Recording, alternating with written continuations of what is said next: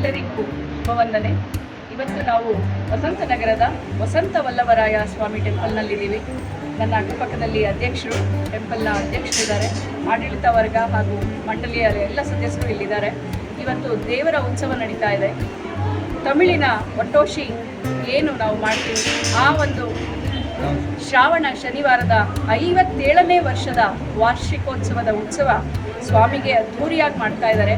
ಅದರ ಮುಂದಿನ ಇದನ್ನು ಇಲ್ಲಿರುವ ಅಧ್ಯಕ್ಷರು ಹಾಗೂ ಮಂಡಳಿಯವರು ನಿಮಗೆ ತಿಳಿಸ್ಕೊಡ್ತಾ ಇದ್ದಾರೆ. ಅದ್ಭುತವಾಗಿ ನಡೀತಾ ಇದೆ. ನಮಸ್ಕಾರ. ಇಲ್ಲಿ ವಸಂತ ವಲ್ಲಭರಾಯ ದೇವಸ್ಥಾನದಲ್ಲಿ ಸುಮಾರು ನಮ್ಮ ತಂದೆ ಕಾಲದಿಂದ ಈ ಒಂದು ಶ್ರಾವಣ ಶನಿವಾರ, ಪೊಟ್ಟಾಶಿ ತಮಿಳು ಶ್ರಾವಣ ಶನಿವಾರ ಮಾಡ್ಕೊಂಡು ಬರ್ತಾ ಇದ್ದೀವಿ. ಇದು 57ನೇ ವರ್ಷದ ಮಹೋತ್ಸವ. ಇದರಲ್ಲಿ ನಮಗೆ ಅಧ್ಯಕ್ಷರಾದ ಕುಮಾರಣ್ಣವರು ತುಂಬ ಸಹಕರಿಸಿ ಈ ಸಲ ಎಲ್ಲರಿಗೂ ಒಂಥರ ಈಸಿಯಾಗಿ ದರ್ಶನ ಆಗೋ ಥರ ಎಲ್ಲ ವ್ಯವಸ್ಥೆ ಮಾಡಿ ಎಲ್ಲರಿಗೂ ಒಂದು ಅನುಕೂಲ ಮಾಡಿಕೊಟ್ಟಿದ್ದಾರೆ. ಇದೇ ಥರ ಮುಂದಿನ ದಿವಸಗಳಲ್ಲಿ ಇನ್ನೂ ಚೆನ್ನಾಗಿ ಅದ್ಧೂರಿಯಾಗಿ ಮಾಡೋಕ್ಕೆ ಆ ದೇವರು ಭಗವಂತದಲ್ಲಿ ಪ್ರಾರ್ಥನೆ ಮಾಡಿ ನಮಸ್ಕರಿಸ್ತೀನಿ. ಎಲ್ಲ ವೀಕ್ಷಕರಿಗೂ ನಮಸ್ಕಾರ. ಇವತ್ತು ನೀವು ವಸಂತ ವಲ್ಲಭರಾಯ ಸ್ವಾಮಿ ಫಸ್ಟಿಂದ ನಮ್ಮ ಅಧ್ಯಕ್ಷನಾಗಿ ನೀವು ನೋಡ್ತಾ ಇದ್ದೀರಾ. ವಸಂತ ವಲ್ಲಭರಾಯ ಸ್ವಾಮಿ 1300 ವರ್ಷ ಇತಿಹಾಸ ಇರೋ ದೇವಸ್ಥಾನ. ಈ ದೇವಸ್ಥಾನ ಅಂದರೆ ಏನಂದರೆ ಏನು ಈ ಪುರಾತನವರು ಹಿರಿಯರು ಏನಂತಾರಂದರೆ, ವೆಂಕಟರಾಮ ಸ್ವಾಮಿ ಮತ್ತು ಅವರ ಪತ್ನಿಯವರು ಇಬ್ಬರು ಸೇರಿ ಬಂದು ಇಲ್ಲಿ ವಸಂತ ಆಗ್ಬಿಟ್ಟು ಹೋಗಿದ್ದಾರೆ. ಇಲ್ಲಿ 5 ಕಲ್ಯಾಣಿಗಳಿತ್ತು ಅಂತ ಹೇಳ್ತಾ ಇದ್ದಾರೆ. ಈಗ 5 ಕಲ್ಯಾಣಿಗಳಿಲ್ಲ, 2 ಕಲ್ಯಾಣಿ ಇದೆ. ಒಂದು ಅಭಿವೃದ್ಧಿ ಮಾಡಿದ್ದೀರಿ. ಅದ್ರ ಜೊತೆಗೆ ಈಗ ಇನ್ನೂ 5 ಕಲ್ಯಾಣಿಯನ್ನು ಹುಡುಕಿ ಈ ದೇವಸ್ಥಾನದ ಆಸ್ತಿ ಏನೇ ಇರಲಿ ಆ ಆಸ್ತಿಯನ್ನು ನಾವು ಮುಟ್ಕೊಂಡು ಹಾಕೊಳ್ಳೋಕ್ಕೆ ಪ್ರಯತ್ನ ಪಡ್ತೀವಿ. ಅದೇ ರೀತಿ ಈಗ ಭಕ್ತಾದಿಗಳು ಭಾಳ ಜನ ಬರ್ತಾ ಇದ್ದಾರೆ.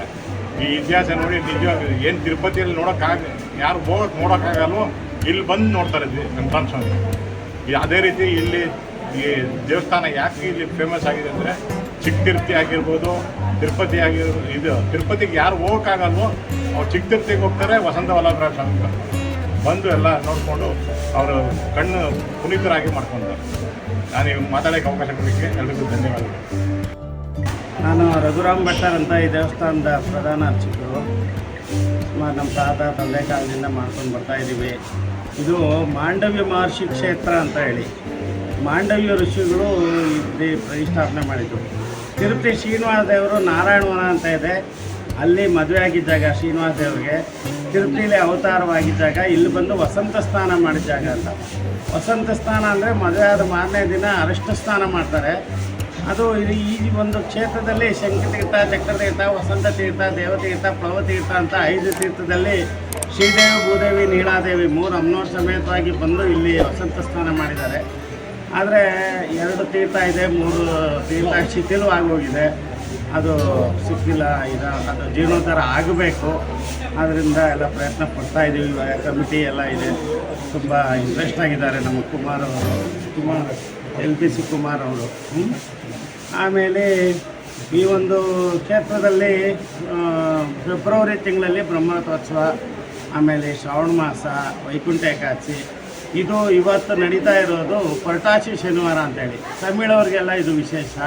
ತಮಿಳ್ನಾಡು ಸೌರಮಾನ ರೀತಿಯಾಗಿ ತಮಿಳು ಅನ್ನೋದಕ್ಕಿಂತ ಸೌರಮಾನ ರೀತಿಯಾಗಿ ವಿಶೇಷವಾದ ದಿನ ಇದು. ಪೊಟ್ಟಾಶಿ ಶನಿವಾರ ಅಂತೇಳಿ ತುಂಬ ವಿಶೇಷವಾದ್ದು. ಇದು ಒಂದು 57ನೇ ವರ್ಷ ಈ ಸೇವಾಕರ್ತರು ನಡೆಸ್ಕೊಂಡು ಬರ್ತಾಯಿದ್ದಾರೆ. ಇವ್ರ ತಂದೆ ತಾತನ ಕಾಲದಿಂದನೂ ಈ ಸೇವೆನ ನಡೆಸ್ಕೊಂಡು ಬಂದಿದ್ದಾರೆ. ಇವಾಗ ಮಕ್ಕಳುಗಳು ಚೆನ್ನಾಗಿ ತುಂಬ ವಿಜೃಂಭಣೆಯಿಂದ ನಡೆಸ್ತಾ ಇದ್ದಾರೆ. ಮೊದಲಿಗಿನ್ನ ಜಾಸ್ತಿ ವಿಜೃಂಭಣೆಯಿಂದ ನಡೀತಾ ಇದೆ. ಈ ಒಂದು ಕ್ಷೇತ್ರದಲ್ಲಿ ಪ್ರತಿ ಶನಿವಾರವೂ ಅನ್ನದಾನ ನಡೆಯುತ್ತೆ. ಆಮೇಲೆ ವಿಶೇಷವಾಗಿ ನಡೀತಾ ಇದೆ. ಇನ್ನೊಂದು ಫೆಬ್ರವರಿ ತಿಂಗಳಲ್ಲಿ ಬ್ರಹ್ಮರಥೋತ್ಸವ 22 ದಿನಗಳ ಕಾಲ ನಡೆಯುತ್ತೆ. 4 ಶ್ರಾವಣ ಶನಿವಾರಗಳು, ವೈಕುಂಠ ಏಕಾದಶಿ ಎಲ್ಲ ವಿಶೇಷವಾಗಿದೆ. ಓಕೆ. ಆಮೇಲೆ ಇಲ್ಲೊಂದು ಕಲ್ಯಾಣಿ ಇದೆ, ವಸಂತ ಕಲ್ಯಾಣಿ ಅಂತ. ಅದು ಇನ್ಫೋಸಿಸ್ ಸುಧಾಮೂರ್ತಿ ಇವರು ಬಂದು ಅದನ್ನು ಜೀರ್ಣೋದ್ಧಾರ 9 ಕೋಟಿಲಿ ಅದನ್ನು ಜೀರ್ಣೋದ್ಧಾರ ಮಾಡಿ ಇದು ಮಾಡಿಬಿಟ್ರು. ಅದಕ್ಕೆ ನಮ್ಮ ಅಧ್ಯಕ್ಷರು ಆವಾಗ ಕಾರ್ಪೊರೇಟರ್ ಆಗಿದ್ದರು. ತುಂಬ ಅವ್ರ ಜೊತೆ ಓಡಾಡಿ ಅವ್ರಿಗೆಲ್ಲ ಸಪೋರ್ಟ್ ಮಾಡಿಕೊಂಡು ಐಡಿಯಾ ಕೊಟ್ಟು ಎಲ್ಲ ಚೆನ್ನಾಗಿ ನಡೆಸಿದ್ದಾರೆ. ಈ ಒಂದು ಕ್ಷೇತ್ರದಲ್ಲಿ ಚೆನ್ನಾಗಿ ಅಭಿವೃದ್ಧಿ ಆಗ್ತಾಯಿದೆ. ಆಮೇಲೆ ಪ್ರತಿನಿತ್ಯವೂ ಕಲ್ಯಾಣೋತ್ಸವಗಳಿರುತ್ತೆ. ಯಾರಿಗೆ ಮದುವೆ ಆಗಿರಲ್ಲ ಇಲ್ಲಿ ಕಂಕಣ ಕಟ್ಕೊಂಡ್ರೆ ಮದುವೆ ಆಗುತ್ತೆ ಅನ್ನೋದೊಂದು ವಿಶೇಷ. ರೋಹಿಣಿ ನಕ್ಷತ್ರದ ದಿನ ಬಂದು ಅಭಿಷೇಕ, ಕೃಷ್ಣನಿಗೆ ಅಭಿಷೇಕ ಮಾಡಿಸಿದ್ರೆ ಮಕ್ಕಳಾಗತ್ತೆ ಅಂತ ಒಂದು ವಿಶೇಷವಾಗಿ ಇದೆ. ಈ ಒಂದು ಕ್ಷೇತ್ರದಲ್ಲಿ ಅದೊಂದು ನಡೀತಾ ಇದೆ. ಪ್ರತಿನಿತ್ಯವೂ ಮದುವೆ ಆಗದಲ್ಲೇ ಇರೋರು ಬಂದು 10ರಿಂದ 15 ಜನ ಕಂಕಣ ಕಟ್ಕೊಂಡು ಹೋಗ್ತಾರೆ. ಪ್ರತಿಯೊಬ್ಬರಿಗೂ ಮದುವೆ ನಡೆದಿದೆ, ಯಾರ ಈ ಥರ ಆಗಿದೆ. ಆಮೇಲೆ ಈ ಬೆಂಗಳೂರು ಸುತ್ತಮುತ್ತಲಿನಲ್ಲಿ ಹಳೆ ದೇವಸ್ಥಾನ ಅಂದರೆ ಇದೆ. ಹಲಸೂರು ಸೋಮೇಶ್ವರ, ವಸಂತ ವಲ್ಲಭರಾಯ, ಮಾಗಡಿ ರಂಗನಾಥ, ಈ ಒಂದು 3 ದೇವ್ರನ್ನ ಮಾಂಡವಿ ಮಹರ್ಷಿಗಳು ಪ್ರತಿಷ್ಠಾಪನೆ ಮಾಡಿದ್ದು ಅಂತ. ದೇವ್ರ ಹಿಂಭಾಗದಲ್ಲಿ ಉದ್ಭವ ಮೂರ್ತಿ ಇದೆ. ಆಮೇಲೆ ದೇವಸ್ಥಾನದ ಹಿಂಭಾಗ ಒಂದು ಬೆಟ್ಟ ಗುಪ್ತಗಿರಿ ಅಂತ, ಅಲ್ಲಿ ಗುಹೆ ಇದೆ. ಆ ಗುಹೆಯಲ್ಲಿ ಮಾಂಡವ ಋಷಿಗಳು ತಪಸ್ಸು ಮಾಡಿದ ಜಾಗ ಅಂತ. ಇವತ್ತು ಅದೆಲ್ಲ ಸ್ವಲ್ಪ ಇಸ್ಕಾನ್ ಅವ್ರಿಗೆ ಸೇರಿಬಿಟ್ಟಿದೆ. ಆದರೂ ನಾವು ಉಳಿಸ್ಕೊಂಡಿದ್ದೀವಿ. ಅದನ್ನು ನಾವು ನಮ್ಮ ಕಮಿಟಿ, ನಮ್ಮ ದೇವಸ್ಥಾನದ ಮುಜರಾಯಿ ವತಿಯಿಂದ ಅದನ್ನೆಲ್ಲ ಸ್ವಲ್ಪ ಮಾತಾಡಿ ನಮ್ಮ ಕಡೆಗೆ ಉಳಿಸ್ಕೊಂಡಿದ್ದೀವಿ ಆ ಒಂದು ಗುಹೆನ. ಪ್ರತಿ ವರ್ಷವೂ ದೇವರು ಅಲ್ಲಿಗೆ ಫೆಬ್ರವರಿ ತಿಂಗಳಲ್ಲಿ ಜಾತ್ರೆ ಟೈಮಲ್ಲಿ ಅಲ್ಲಿಗೆ ಹೋಗಿ ಪೂಜೆ ಮಾಡ್ಕೊಂಡು ಬರೋ ಪ್ರತೀತಿ ಇದೆ. ಇದೊಂದು 1500 ವರ್ಷದ ಹಿಂದೆ ಕಟ್ಟಿರೋ ದೇವಸ್ಥಾನ ಅಂತ ಪ್ರತೀತಿ. ತಿರುಪ್ತಿಗೆ ಹೋಗೋಕ್ಕಾಗ್ದಲೇ ಇರೋರೆಲ್ಲ ಇಲ್ಲಿ ಬಂದು ಹರಕೆ ತೀರಿಸ್ತಾರೆ. ಅಲ್ಲಿ ಮುಡಿ ಕೊಡ್ತೀನಿ ಅಂತಾರೆ, ಹೋಗೋಕ್ಕಾಗಲ್ಲ, ಪಾಪ ತೊಂದರೆ ಇರುತ್ತೆ. ಇಲ್ಲಿ ಬಂದು ಮುಡಿ ಕೊಟ್ಟು ಎಲ್ಲ ಹರಕೆ ತೀರಿಸ್ತಾ ಇದ್ದಾರೆ. ಅಲ್ಲೇ ಏನೇ ಸೇವೆ ಮಾಡಬೇಕು ಅಂತ ಅಂದ್ಕೊಂಡ್ರು ಇಲ್ಲಿ ಮಾಡಿದ್ರೆ ಆ ದೇವರಷ್ಟೇ ಒಂದು ಶಕ್ತಿಶಾಲಿ ಆಗಿರೋದ್ರಿಂದ ಆ ದೇವ್ರಿಗೆ ಸೇರುತ್ತೆ ಅನ್ನೋದು ಒಂದು. ಎಲ್ಲ